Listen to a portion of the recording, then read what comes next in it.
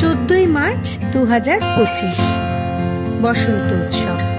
আর বসন্ত উৎসব মানে শান্তিনিকেতন।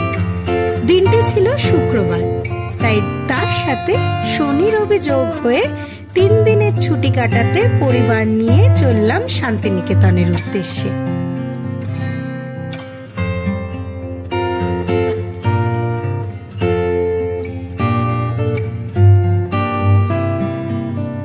পরিবারের বেশ কিছু প্রবীণ নবীন সদস্যকে নিয়ে 8:55 কুলিক এক্সপ্রেস ধরে হাওড়া থেকে শান্তিনিকেতন পৌঁছালাম বেলা 11:40।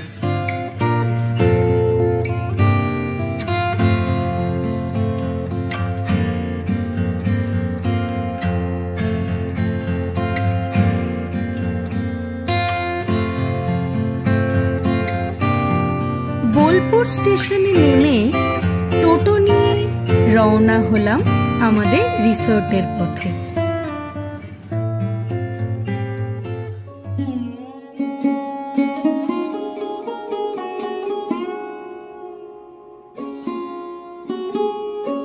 শান্তিনিকেতন, রবীন্দ্রনাথের প্রাণের নিকেতন।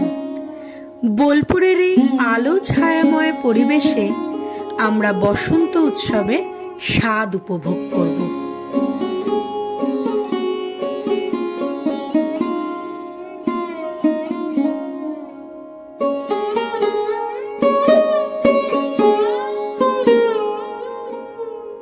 প্রবেশ করলাম রামশ্যাম ভিলেজ রিসোর্টে। চেকিং ফর্মালিটিস কমপ্লিট করলাম, তারপর বাকিরা সবাই চলে গেল যে যার মতো রুমে ফ্রেশ হতে। কিন্তু আমি আমার এক্সাইটমেন্ট ধরে রাখতে পারলাম না। রিসোর্টটা ঘুরে দেখবার জন্য বেরিয়ে পড়লাম। তো আপনারাও চলুন আমার সাথে রিসোর্টটা একটু ঘুরে দেখি।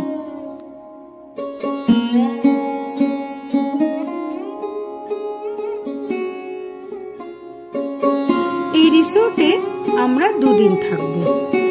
আজ ডে 1। আজ আমরা পরিবারের সবাই মিলে লাঞ্চ করে দোল খেলবো, তারপর একটু বিশ্রাম করে সন্ধেবেলায় আমাদের বাংলার প্রাচীন ঐতিহ্য, আমাদের লোকসঙ্গীতে সবাই গা ভাসাবো।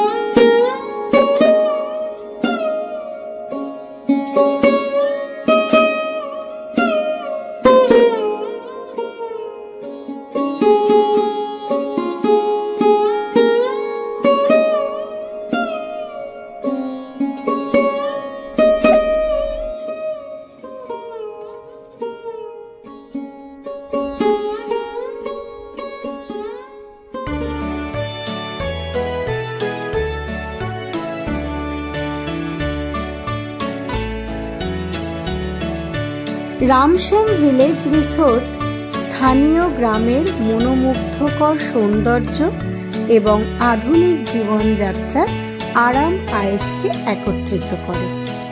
খোয়াইতে অবস্থিত আমাদের এই রিসোর্টটি শান্তিনিকেতনের আরামদায়ক অনুভূতির সাথে সোনাঝুরি হাটের সেরা পরিবেশকে একত্রিত করে। মাদল ট্রাম্পেটের মনোরম শব্দে ঘেরা প্রকৃতি আপনার মনোবলকে যেমন উজ্জীবিত করে, তার সাথে সাথে পরবর্তী অভিযানের জন্য রিচার্জ করতেও সাহায্য করে।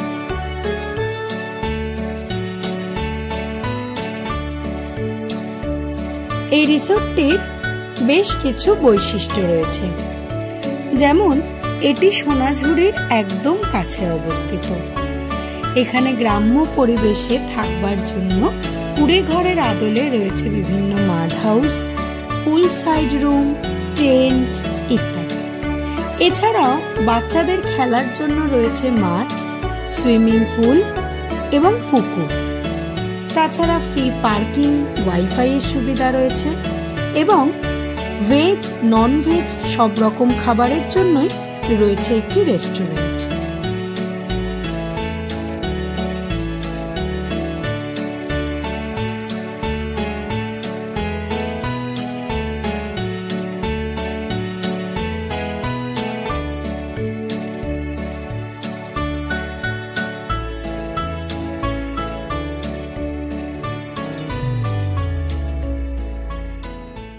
এবার দোল খেলার পালা।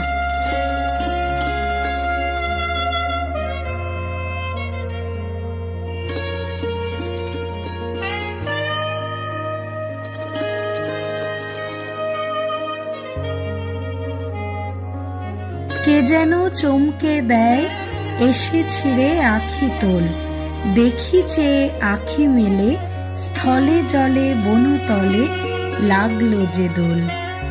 আবারও হৃদয়ে ছুলো কানে তার কলরোল, রাঙা হাসি রাশি রাশি অশোকে পলাশে, রাঙা নেশা মেঘে মেশা প্রভাত আকাশে, নবীন পাতায় লাগে রাঙা হিল্লোল, দ্বার খোল ধার খোল।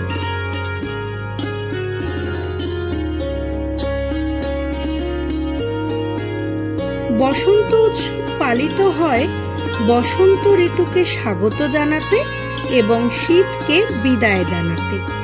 এটি এমন একটি সময় যখন প্রকৃতি ফুল এবং সবুজের সমারোহে প্রাণবন্ত হয়ে ওঠে, যা বাতাসকে নবায়ন এবং পুনরুজ্জীবিত করার অনুভূতিতে ভরে তোলে।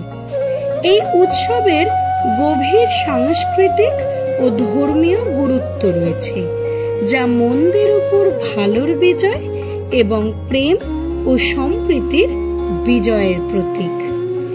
এই উৎসব মানুষের অতীতের অভিযোগ ভুলে যাওয়া, ক্ষমা করে ভুলে যাওয়া এবং নতুন করে শুরু করার একটি উপলক্ষ।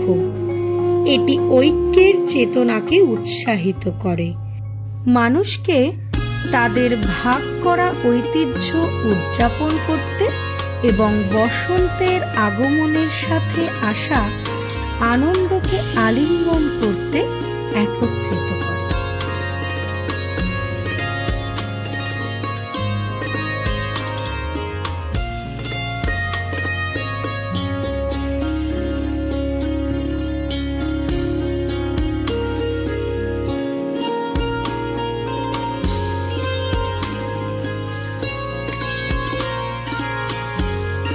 ক্রমশ সন্ধে ঘনিয়ে এলো। আমরা সকলেই কম বেশি চায়ের নেশায় একটু রিসোর্টের বাইরে এলাম, আর আসা মাত্রই রাতে সোনাঝুরির রূপ আস্বাদন করতে করতে বাউল সঙ্গীতের সাথে নিজেদের নাচে গানে নিমজ্জিত করলাম।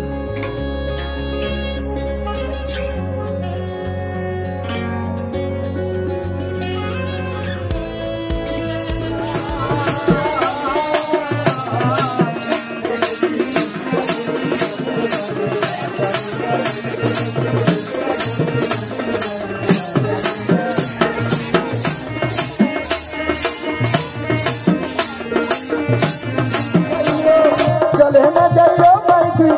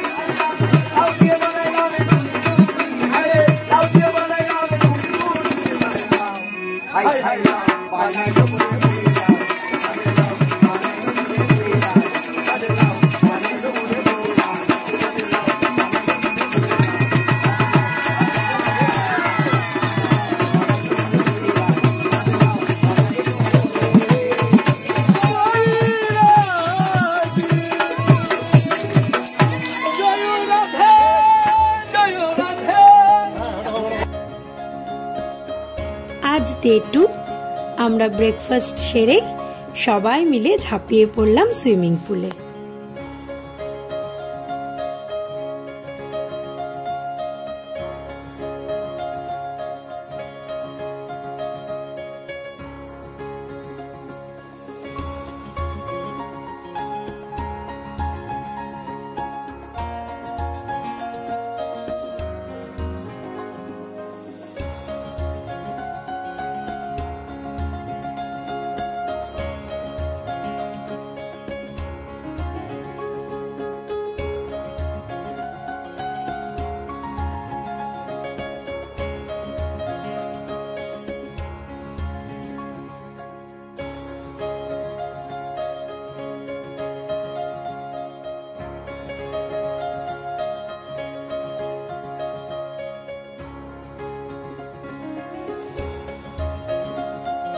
এত রকম সুযোগ সুবিধা থাকা সত্ত্বেও এই রিসোর্টের পরিচালনায় কিন্তু বেশ কিছু খামতিও আমরা লক্ষ্য করেছি।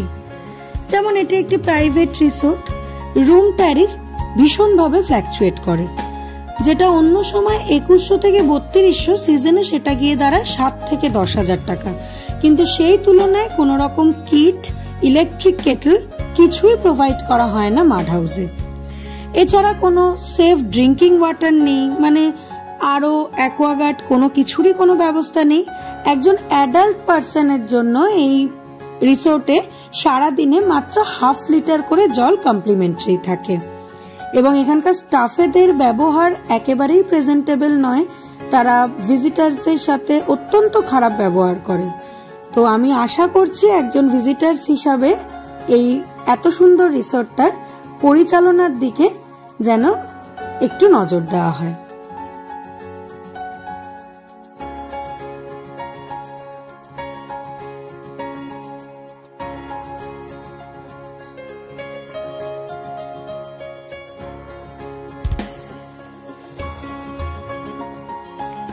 শান্তিনিকেতনের অন্যতম আকর্ষণ হলো সোনাঝুরি হাট।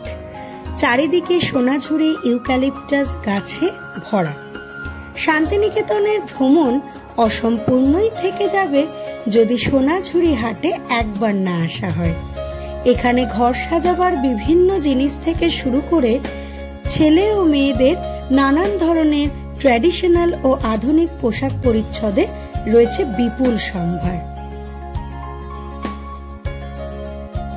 এই হাটের আরো একটি বৈশিষ্ট্য হলো এখানকার আদিবাসী সম্প্রদায়ের সাঁওতাল নৃত্য, আর যাতে আপনিও অংশগ্রহণ করতে পারেন অনায়াসে।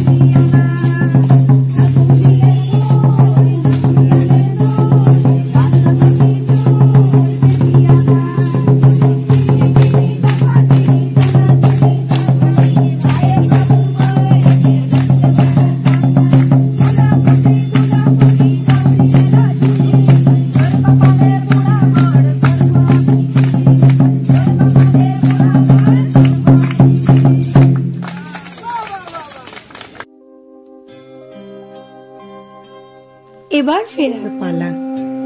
চেক আউট করে রানীকুটি রেস্টুরেন্টে লাঞ্চ করলাম। তারপর রওনা হলাম বোলপুর স্টেশনের উদ্দেশ্যে।